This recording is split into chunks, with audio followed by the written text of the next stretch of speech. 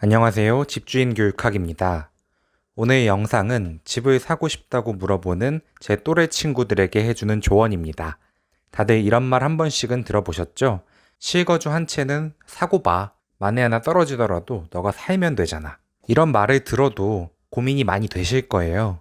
내 집 마련에 한두 푼 드는 것도 아니고 30년은 갚아야 될지도 모르는데 남 얘기라고 떨어져도 살면 되잖아 하고 쉽게 말하는 거 마음에 안 들잖아요. 결론부터 말씀드리자면 저도 여러분에게 무주택자라면 실거주 한 채는 사고 보라는 말씀을 드릴 건데요. 하지만 무책임한 사람들과는 차별화해서 내가 첫 집을 산다고 생각하고 밀도 있고 근거 있는 이야기를 해보겠습니다. 영상 보시기 전에 구독과 좋아요, 알림 설정 한 번씩 눌러주세요.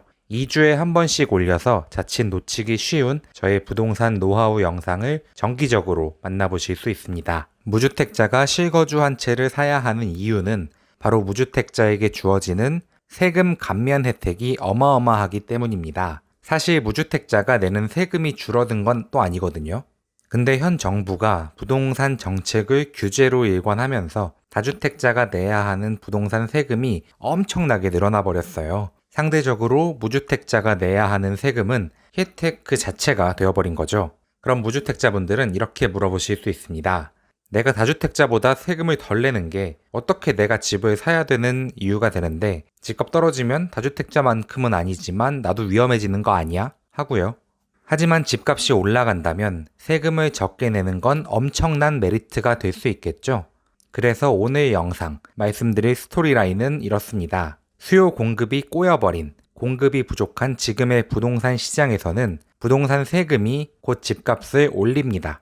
네, 이건 이미 OECD 선진국에서도 다 겪은 일이고 경제원론 교과서에서도 나와 있을 만큼 당연한 이야기입니다. 이따 같이 알아볼 거고요. 이렇게 부동산 세금이 집값을 올리는 상황에서는 다주택자에게 매겨지는 세금만큼 집값이 오르는데 무주택자라서 나는 그 세금을 거의 안 내도 된다면 무주택자의 실거주 한 채 구입은 다주택자에게 매겨지는 세금만큼 안전마진이 확보되는 것이나 마찬가지죠. 오늘은 이런 이야기를 해볼까 합니다. 먼저 수요 공급 관점에서 부동산 세금이 집값을 어떻게 올리는지 그 과정을 알아볼까요? 그 전에 부동산 세금 얼마나 올랐느냐? 취득세, 보유세, 양도세 가릴 것 없이 다 올랐습니다. 3주택 이상을 기준으로는 취득세는 12%, 양도세는 30%가 더 중과되고요. 여기다 종부세도 내야 되죠. 이건 무주택자나 세입자들에게 굉장한 압제입니다. 집주인들은 본인들에게 부과된 세금을 가능하면 다음 매수자 또는 세입자에게 떠넘기려고 하기 때문입니다. 이러한 현상을 조세 전가라고 부릅니다. 부과된 세금이 얼마나 전가되는지는 시장에서 누가 우위인가에 달렸습니다. 다른 매물도 많은데 누가 비싸게 사주겠어요. 하지만 요즘같이 매물 자체가 부족하고 매도인이 갑인 세상에서는 세금의 대부분이 매수자와 세입자에게 전가됩니다. 바로 높은 매매가와 전세가로 말이죠.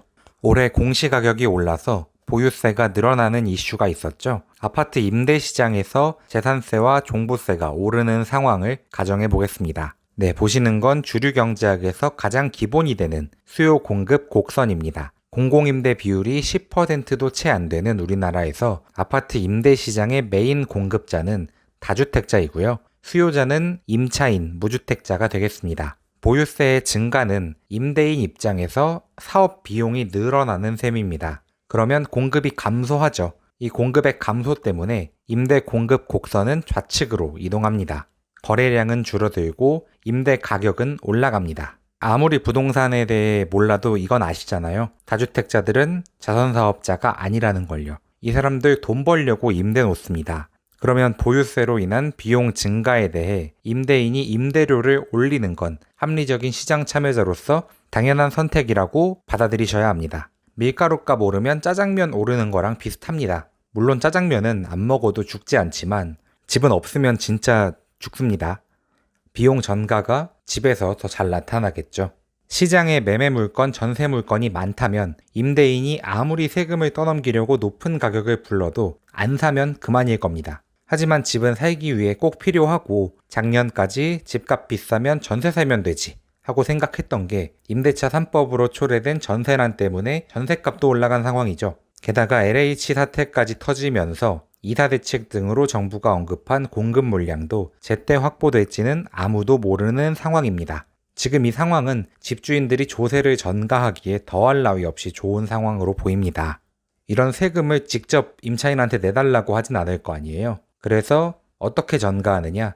집값과 전세값을 올려받을 겁니다. 부동산 세금은 이렇게 집값을 올립니다. 다음으로 다주택자에게 부과되는 세금만큼 집값이 더 오른다면 무주택자는 세금을 덜 내는 만큼 안전 마진이 확보된다고 말씀드렸습니다. 여러분 하방 경직성이라고 들어보셨나요? 경제 용어인데요. 시장 논리에 의해 당연히 하락해야 할 가격이 하락하지 않는 경우를 말합니다. 부동산에 적용하면 내가 살 때 들인 비용보다는 절대 손해보고 팔고 싶어 하지 않는 걸 이야기하죠. 수도권에 5억짜리 아파트를 구입한다고 가정하겠습니다. 요즘 수도권에 괜찮다 싶은 입지는 죄다 규제 지역으로 묶여있죠. 다주택자는 취득세로만 12%를 내고 시작합니다. 지방세 0.4%까지 가산해서 이미 진입 시점에 6,200만 원의 추가 비용이 발생하는 겁니다. 그럼 상식적으로 돈을 벌려고 집을 산 다주택자가 이걸 5억 6,200만 원보다 싼 가격에 팔려고 할까요? 지금 분위기라면 버티면 버텼지 그거보다 싸게 내놓진 않을 겁니다. 그리고 양도세도 생각을 안 할 수가 없죠.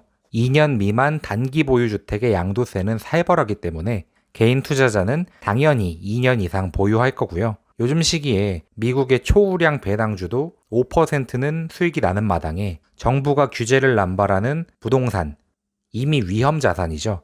여기 투자하는 사람들은 최소 연 10%, 1년에 5천만 원은 벌 거라고 기대하고 투자했을 겁니다. 결론부터 말씀드리자면 적어도 8억은 받아야 한다고 생각할 겁니다. 그래야지 취득세 6,200만 원, 양도세, 제가 계산해 보니까 대략 1억 3천만 원 정도 되거든요. 2년 보유하고 세금으로 2억 내고 그제서야 1억을 남겨 먹을 수 있으니까요. 그럼 무주택자가 이 매물을 사고 파는 데는 세금이 얼마나 들까요? 취득세 1.1%, 겨우 550만 원 냅니다. 양도세요? 1세대 1주택자는 2년 실거주 요건을 채우면 양도세가 비과세 됩니다. 정말 간단하죠?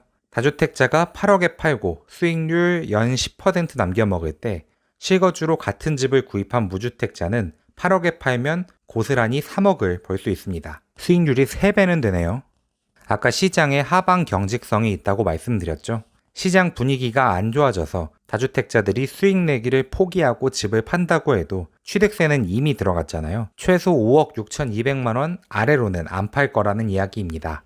무주택자가 실거주로 5억 집을 산다고 가정하면 안전마진으로 아무리 못해도 6천만 원은 먹고 들어간다는 이야기죠. 네, 이렇게 오늘 공급이 부족한 상황에서 조세 전가가 어떻게 일어나는지, 다주택자와 무주택자의 세금에 따른 수익률 차이는 얼마나 되는지 5억짜리 집을 예시로 함께 알아보고 계산해 봤습니다. 무주택자가 가진 파워를 아시겠죠? 집을 가진 사람들이 왜 이렇게 집을 사라고 안달인지 그 이유를 오늘 아셨으리라 생각이 됩니다.